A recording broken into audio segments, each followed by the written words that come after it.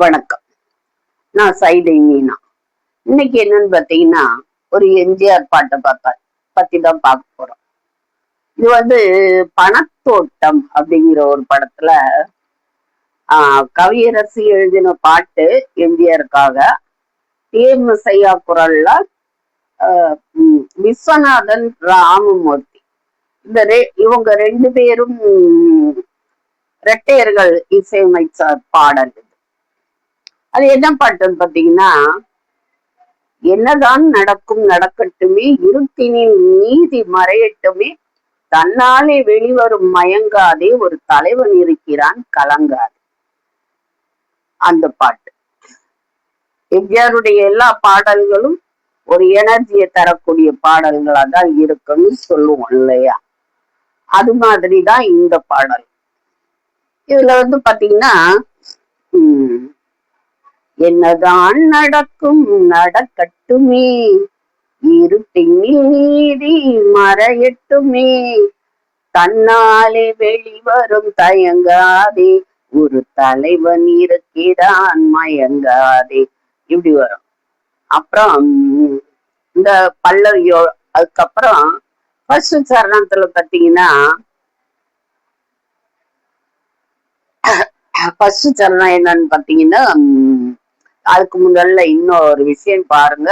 இவருடைய எம்ஜிஆருடைய பாடல்கள்ல இந்த எதிர்மறையான வார்த்தைகள்ல இடம்பெறாது. எதிர்மறை வார்த்தைகளே இடம்பெறக்கூடாதுங்கிறதுல அவர் ரொம்பவும் தீர்க்கமா இருப்பார் எம்ஜிஆர் ஐயா. அதனால அவருடைய பாடல்கள் எல்லாமே அது அந்த சூழ்நிலைக்கு அந்த வார்த்தைகள் வரணும்னா கூட அதை அப்படியே மாத்தி போட்டு நல்ல வித நேர்மறை கருத்துக்கள் வர்ற மாதிரிதான் பாட்டை உருவாக்குவாங்க. அவர் ஓகே சொல்லணும். இப்போ சிவாஜி ஐயா பாடல்கள் இருக்கு. ஆனா ரெண்டு பேரோட ரூட்டும் தனி. சிவாஜி ஐயா நடிச்சதெல்லாமே கதையம்சம் கொண்ட பாடல்கள். கதையம்சம் கொண்ட பாடல்கள்ங்கும் போது அதுல வர்ற சூழ்நிலைகள், அந்த கதையில வர்ற சூழ்நிலைகளுக்கு ஏத்த மாதிரி பாடல் வரிகள் அமையும். என் பிறந்தாய் மகனே என் பிறந்தாயோ அப்படி வரும். அப்புறம் மலர்ந்தும் மலராத இந்த பாட்டுல ரெண்டாவது வரிக்கே நான் அழுந்துருவேன். ரெண்டாவது மலர்ந்து மலராத பாட்டுல ரெண்டாவது வரிக்கே எனக்கு அழுக வந்துடும். அந்த மாதிரி இன்னும் நிறைய பாட்டு சொல்லிக்கிட்டா போலாம். ஏன் பிறந்தாய் மகனே ஏன் பிறந்தாயோ, போனால் போகட்டும் போடா. ஐயாவுடைய ரசிகர்கள் அப்புறம் இந்த பாட்டு பிடிச்சவங்க எல்லாம் ஏன் மேல் கோச்சுக்கிட கூடாது. அவர் கதை களம், அவருடைய கதைக்களத்துக்கு தகுந்த மாதிரியான, அவர் நடிக்கிற கதைக்களத்துக்கு தகுந்த மாதிரியான பாடல்கள் அது. இவர் எம்ஜிஆருடைய வழி வேற வழிங்கிறது, வேற மாதிரிங்கிறதுனால அதுல ஆனா அந்த ஒரு நம்மள நம்பி பார்க்க வர்ற ரசிகர்களுக்கு நம்ம நல்ல ஒரு ஊக்கத்தை கொடுக்கணும் அப்படிங்கிற மாதிரியான ஒரு பாடல்கள் அவரை செலக்ட் செய்யறது, எழுத சொல்லிட்டு எது பிடிச்சிருக்கு அப்படிங்கிற மாதிரி. அப்படித்தான் இந்த பாடல். இதுல முதல் பல்லவி பாத்தீங்கன்னா, பின்னாலே தெரிவது அடிச்சுவடு, முன்னாலே இருப்பது அவன் வீடு அப்படிம்பார். அதாவது பின்னாடி தெரியறது என்னோட அறிவு கேட்ட வரைக்கும் இதுதான் அப்படின்னு நினைக்கிறேன். அடிச்சுவடுன்னு நமக்கு முந்தி ஒரு நல்லவர்கள் போன அடிச்சுவடு. நம்ம அது வழியா போனோம்னா அந்த அவங்க அடைஞ்ச பேர் புகழ் நமக்கு கிடைக்கும் அப்படின்னு தான் நினைக்கிறேன் நான். இல்ல இப்படி இந்த மீனிங் அப்படின்னு சொன்னீங்கன்னா அப்படின்னு உங்களுக்கு என்ன தோணுதோ அதை சொல்லுங்க. நடுவினிலே நீ விளையாடு, நல்லதை நினைத்தே போராடு அப்படின்னு வரும். பின்னாலே தெரிவது அடிச்சுவடு, முன்னாலே இருப்பது அவன் வீடு, நடுவினிலே நீ விளையாடு, நல்லதை நினைத்தே போராடு அப்படின்னு சொல்லி அப்புறம் ரெண்டாவது சரணம் பார்த்தீங்கன்னா, உலகத்தில் திருடர்கள் சரி பாதி, ஊமைகள் குருடர்கள் அதில் பாதி. நம்ம வந்து கண் இருந்தும் குருடா, வாய் இருந்தும் ஊமையாதான் நிறைய சந்தர்ப்பங்கள்ல இருப்போம்.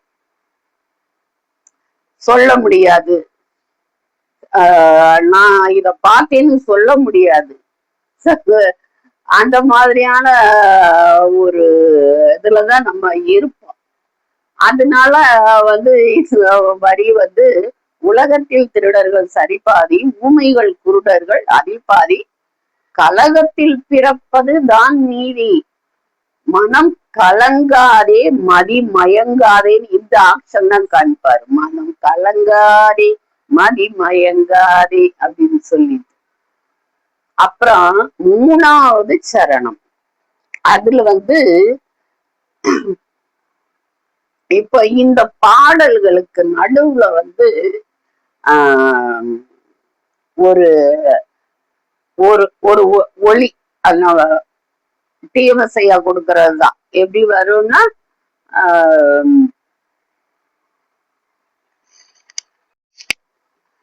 மனதுக்கு மட்டும் பயந்து விடு, மானத்தை உடலில் கலந்து விடு, இருக்கிற வரையில் வாழ்ந்து விடு, இரண்டினில் ஒன்று பார்த்து விடு அப்படின்னு சொல்லுவார்.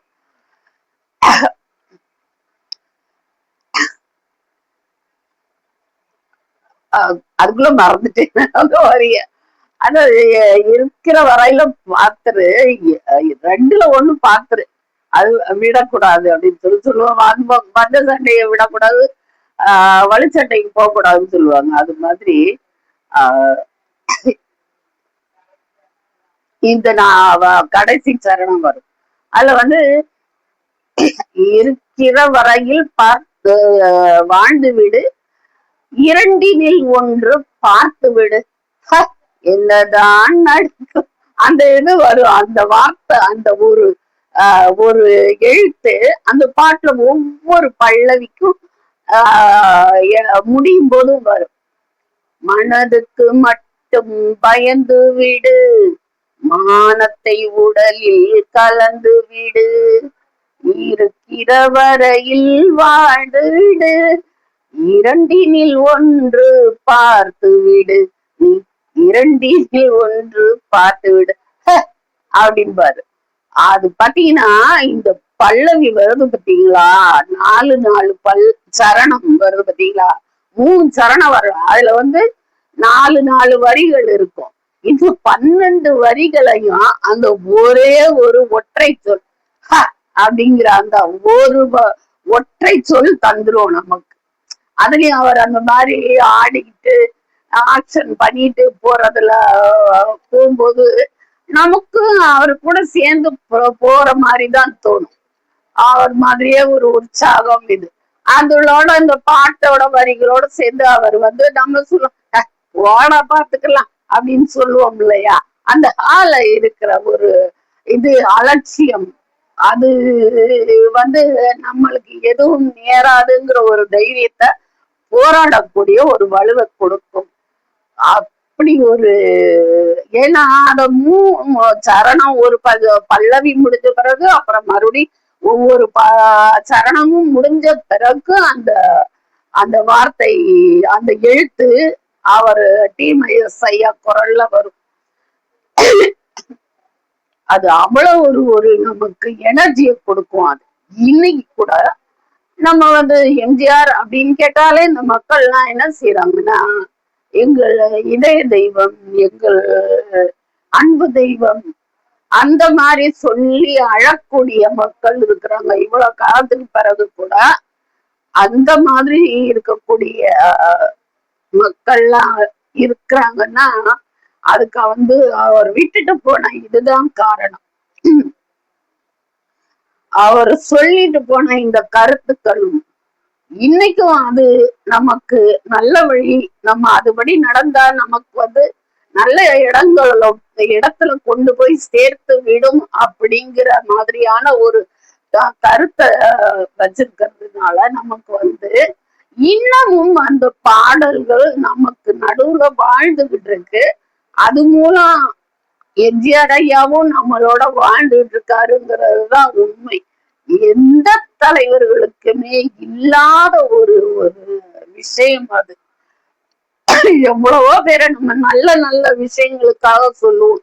அவர் அதை செய்தாரு, இவர் இதை செஞ்சாரு அப்படின்னு நிறைய பேருக்கு நிறைய விஷயங்கள் சொல்லுவோம். ஆனா இவருக்கு வந்து இந்த பாடல்கள் அவர் வந்து அரசியல்ல ஈடுபட்டு மக்களுக்கு செய்தது ஒரு பக்கம் இருந்தாலும், இந்த பாடல்கள் மூலம் அவர் கொடுத்த ஒரு நமக்கு கொடுத்துட்டு போன விஷயங்கள் தான் அவர் இன்னுமே நம்ம மத்தியில வந்து இருக்காருங்கிறத நினைப்போடு வாழ வச்சிருக்குது.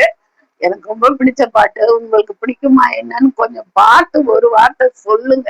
சரியா? நாளைக்கு ஒரு வீடியோல பார்க்கலாம்.